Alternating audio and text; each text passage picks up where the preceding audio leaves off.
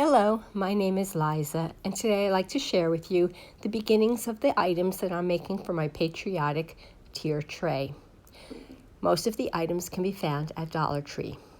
For my first project, you'll need one of these 4x6 stretch canvas, an American flag, which I believe is 4x6, some popsicle sticks. I like to use wood glue because it's wood.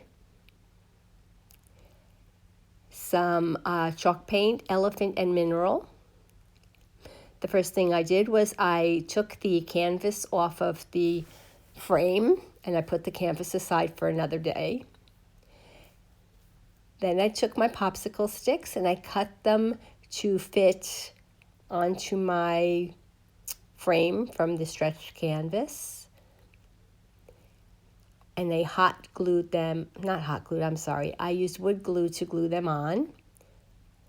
And it's starting to look like window panes. So they're both glued on. Next, I had to make a cross piece. The popsicle stick is too short, so I just used wire cutters actually to cut my popsicle stick, and I glued them inconspicuously behind one of the cross pieces. Then I took my elephant chalk paint and I gave it a quick coat of paint. Doesn't have to be perfect because we're going to distress it.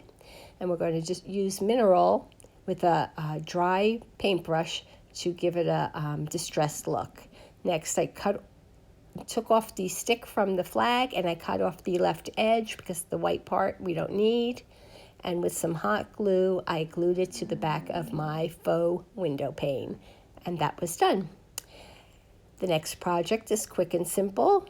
They carry these wood cubes at Dollar Tree. I don't have them. I did have 1-inch cubes, so that's what I'm using. Red, white, and blue paint. I took 3 blocks and I painted them all 6 sides, red, white, and blue.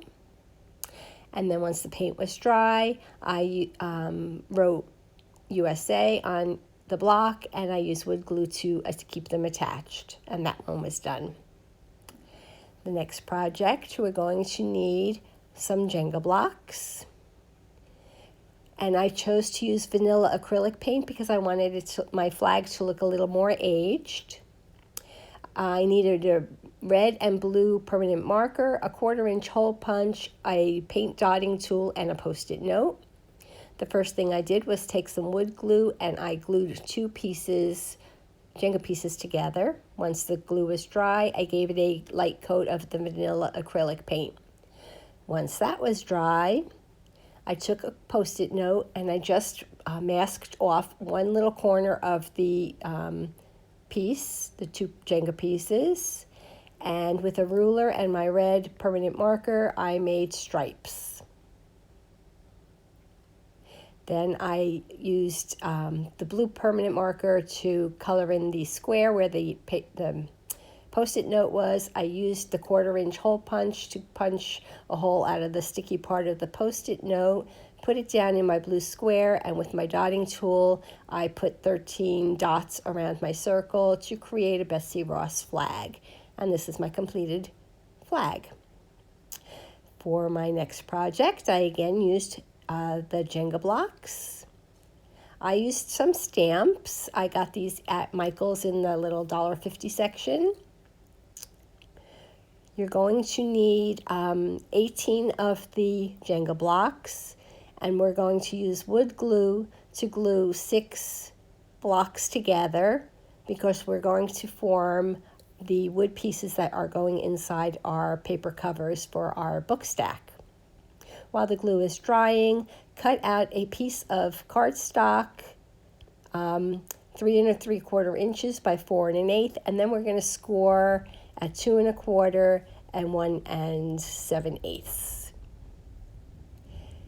This idea was inspired by Simple Made Pretty.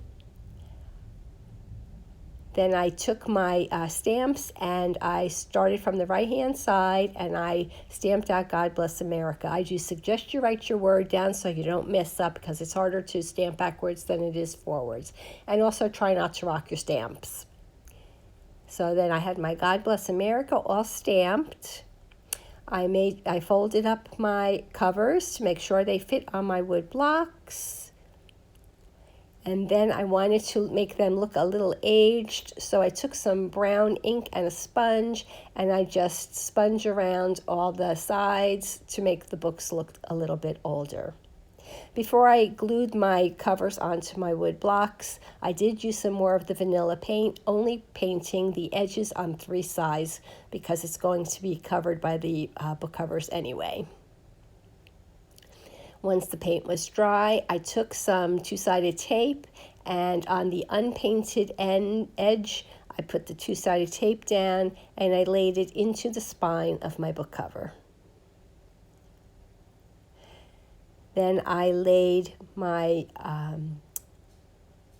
my block down and added 2-sided tape to the front cover and the back cover, and now it was secured. I took 2 lengths of this Michaels 50-cent thin white ribbon, and I always use this, and I changed it to whatever color I need with a permanent marker.